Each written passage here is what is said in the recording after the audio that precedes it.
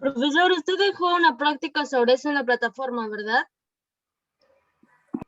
Ese es el tema del día de hoy, el Imperio Árabe Musulmán. Observemos atentamente esta imagen. El inicio del Imperio Musulmán, antes de que sea un poderoso imperio, se remonta a pequeñas tribus aisladas, politeístas. Vamos a analizar estas palabritas. Son tribus que entre ellas se relacionan, entre ellas tienen comercio, entre ellas incluso se roban, como vimos en el video, pero su característica es que eran politeístas. Atento acá. Palabra poli, vocablo que significa varios. Muchos. Varios. Por ejemplo, un polígono, ¿cuántos lados tiene? Varios, profesor. Varios Varios. lados. Varios. Muchos. Muchos. Palabra, prefijo, vocablo teo. ¿Qué significa? Dios, Dios, Gobi. religión, sacerdocio. ¿Ah? Entonces, estas tribus tienen varios dioses. Cada uno tiene sus dioses. Eso implicaba bastante conflicto. Conflictos en intereses económicos. Porque para cada dios hay que hacer una festividad, hay que hacer una ofrenda, hay que hacer cierto tributo. Entonces, los gobernantes, los sacerdotes, se llevaban muchos beneficios en desmedro del pueblo. Porque el pueblo al final es el que paga los tributos. Esta situación va a cambiar cuando el politeísmo se transforme en monoteísmo. ¿Qué significa la palabra mono? Uno. Dios Un nomás. solo Dios, Uno. un solo Dios. Y tú ya sabes que lo que estamos observando ahí se llama la Kaaba. Es la piedra negra más importante para los musulmanes y se encuentra en la Meca. Empecemos localizando este imperio árabe o el imperio musulmán. Árabe se refiere por la localización y musulmán por la religión. Ellos se desarrollaron aquí, en la península arábiga. Vamos a hacer una pequeña localización de todo lo que hemos trabajado hasta el momento. ¿Te acuerdas que todo esto era Roma? Todo era Roma, ¿sí o no? Todo era Roma. ¿Cuál es la Roma que es conquistada por los bárbaros? ¿Oriental u occidental? oriental. Oriental. Oriental está aquí, oriental. Occidental. Occidental, claro, acá están los reinos francos, el reino visigodo, el reino lombardo, el reino ostrogodo, el reino germano, etc. Aquí, occidental. Por otro lado, aquí se desarrolló el imperio bizantino, que duró casi 1000 años, ¿te acuerdas? Con la construcción de sus murallas, y era importante para el comercio ¿entre dónde? Entre Europa y Asia. Entre Europa y Asia. Eso. Y en la zona sur de Asia, sur occidental, aquí, en esta península, mira, que tiene forma de una bota navideña, mira, mira. ¿Te das cuenta o no? ¿Lo distingues? Sí. Parece Sí. esas botas que hacen de manualidades para Navidad y lo cuelgan en la ventana, en la pared. Esa botita, sí, mira. Meñique. Esta es la península arábiga, o la península de Arabia, como quieres llamarlo, la península de Arabia. Aquí empezó el desarrollo de este gran imperio. Aquí se desarrollaron primero las primeras tribus politeístas, aquí. Y con el paso del tiempo se fueron consolidando. Llega un señor llamado Mahoma, que ahora lo vamos a conocer, unifica estas tribus y empieza a expandirse. Tal como se puede ver acá en la leyenda, nos dice, hacia el año 632, cuando Mahoma ya había fallecido, el imperio árabe se había expandido por toda esta región. Toda esta región. Los sucesores de Mahoma, los califas, empiezan a expandirse aún más. Toda esta parte, mira, conquistando el imperio persa, Damasco, Jerusalén, parte norte de Egipto, empiezan a expandirse más. La siguiente dinastía, sucesión, los omeyas, continúan esa expansión y son los omeyas quienes conquistan aquí. ¿Te acuerdas? ¿Qué pasó aquí en la península ibérica? Acuérdate, ¿quiénes son conquistados por los árabes? El reino. ¿Reino visigodo? El reino visigodo, los españoles, claro, los españoles. Aquí fueron conquistados por los árabes durante la dinastía omeya. Y finalmente, durante la dinastía abásida, logran controlar parte de Italia. ¿Ya? No van a poder avanzar más aquí porque el reino franco va a detenerlos. Carlos Martel los va a detener en la batalla de Poitiers y los árabes se quedan hasta aquí nada más. ¿De acuerdo? ¿No? Hicimos la reconquista ibérica de la semana pasada. ¿Ya? Entonces, Aquí tenemos toda la expansión del Imperio Árabe. Por el norte llegó hasta el Mar Caspio. Por el sur, limitaba con el Océano Índico. Por el este llegó hasta el Golfo Pérsico, aquí, conquistando la zona de Persia. Y por el oeste se extendió hasta la península ibérica, es decir, fue un gran imperio. No pudo nunca contra el Imperio Bizantino hasta el año 1453. ¿Te acuerdas? ¿Qué pasó con Constantinopla? Lo vimos en video. Los turcos los Conquistada. invaden. Fue conquistado Conquistados. por los turcos otomanos que se encontraban aquí y arrasaron con toda esta región. Veamos y conozcamos su organización religiosa. Normalmente empezaríamos por la organización económica, pero en el caso de los árabes la religión es bastante importante. Aquí tenemos que conocer que su religión se llama Islam, el islamismo. Esa es la religión de ellos. Al seguidor de la religión islam se le llama musulmán. Islam significa sumisión a Dios. Musulmán significa resignado. Mahoma es su profeta. Este personaje que vemos en imagen es Mahoma. Vamos a ver al final, o después de eso nada más, quién es Mahoma. Hay un pequeño videíto para saber todo lo que hizo y por qué es tan importante aquí. Mientras que en la religión católica cristiana romana, la persona más importante es Jesús, persona, no divinidad, persona, como profeta. En la religión islámica, el profeta más importante es Mahoma. Y prácticamente plantean lo mismo, ¿ya? Son muy similares. Su libro sagrado se llama Corán. ¿Te acuerdas cómo se llama el libro sagrado de los católicos? Biblia. Biblia. De los judíos se llama Torá. No confundir. Este es el Corán. ¿Ya? El Corán. Después conversamos sobre la égira. Primero veamos los pilares que mueven esta religión. Son 5 pilares, acuérdate. La fe. Tener fe en su único Dios, Alá, así se llama su Dios, y su profeta, Mahoma. La oración, pero atención con la oración. Yo apuesto que ustedes no oran como los musulmanes. Ellos tienen que orar 5 veces al día, siempre en dirección a la Meca. La Meca es una ciudad donde se encontraba la Kaaba, ¿te acuerdas la piedra negra? Ya, ahí, esa es la Meca. Entonces, por ejemplo, no son las 6 de la mañana, te toca rezar en dirección a la Meca.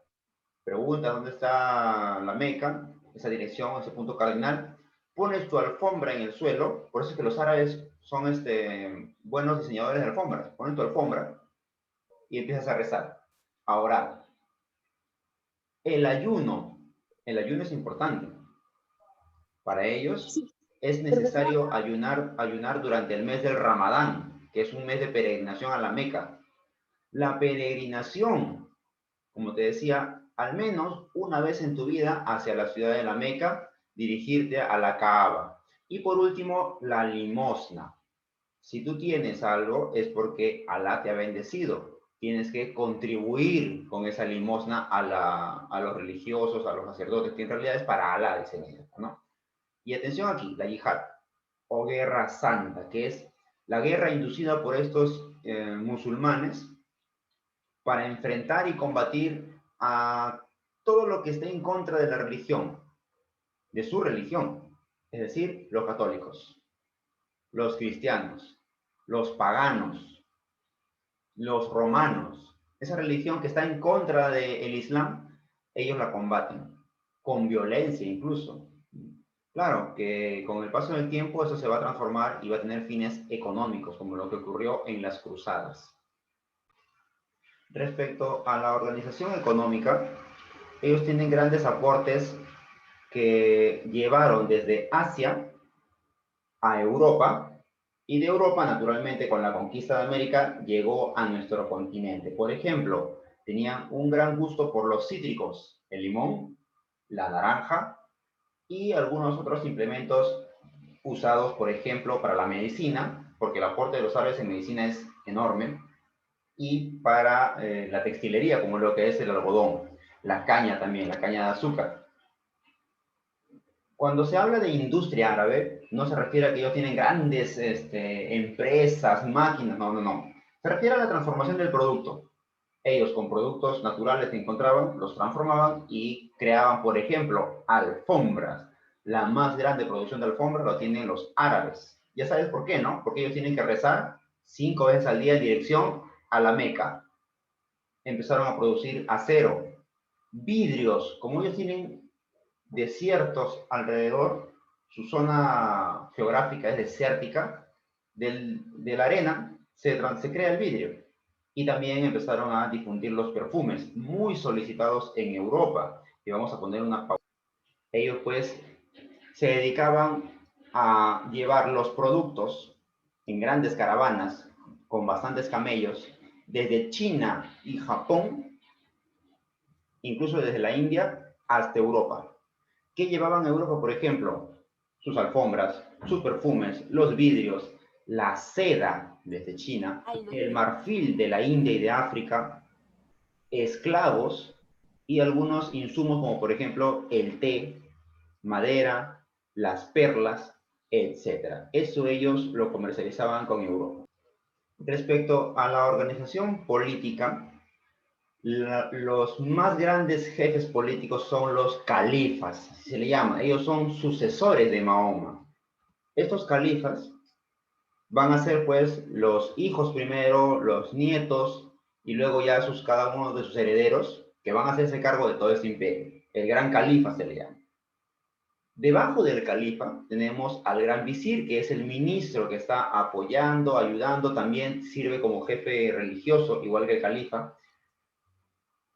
Todos en base a los lineamientos que diga el Corán, su libro sagrado, y Alá, ¿no? Obviamente. Debajo del gran visir tenemos al emir. Este emir es un jefe político, pero también militar. Se encarga de la administración militar, de dirigir las guerras, las batallas, etc. Y ya por debajo del emir tenemos al valí, que es un gobernador de provincia. Los aportes más importantes de los árabes los encontramos en la numeración, el álgebra. A diferencia de los romanos, los árabes sí usaron el número 0 para significar que no hay nada.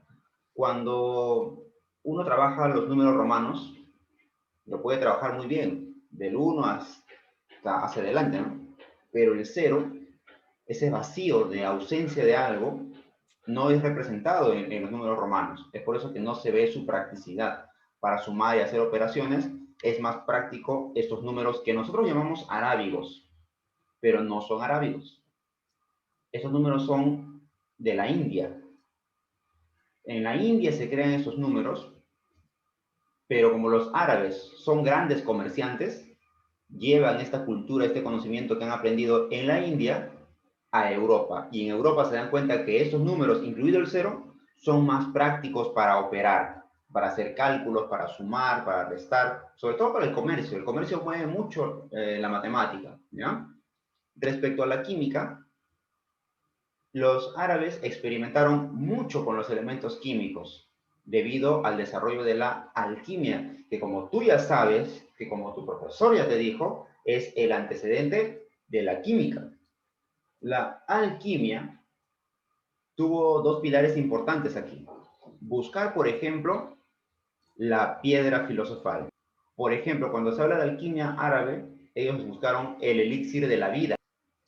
Respecto a la medicina, con todos estos avances, con todos estas prácticas que hicieron en la alquimia, desarrollaron la medicina. Por ejemplo, ellos son creadores del alcohol. En algún momento me acuerdo haberte comentado, palabrita que empiece con al, como alcohol, probablemente deriva del árabe. Muy probablemente. Alquimia, alhaja, almojarifazgo, alcabala. Nombre de su Dios, Alá. Alá, son palabritas que empiezan con al, muy probablemente tienen origen árabe, ¿ya? Los jarabes también, y a diferencia de los europeos, los árabes eran muy aseados, al igual que los judíos.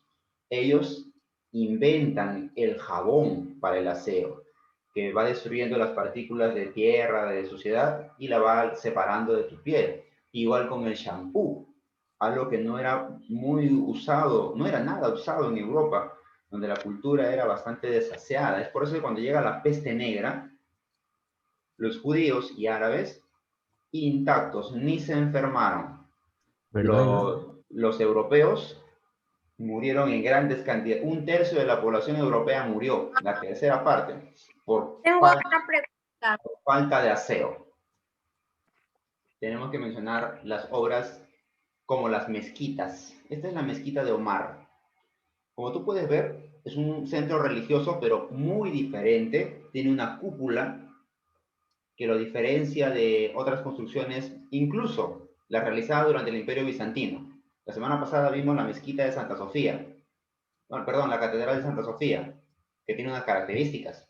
Esta mezquita tiene otras características y las iglesias católicas tienen una característica diferente todavía, ¿ya? Escribir bien el término. Hemos buscado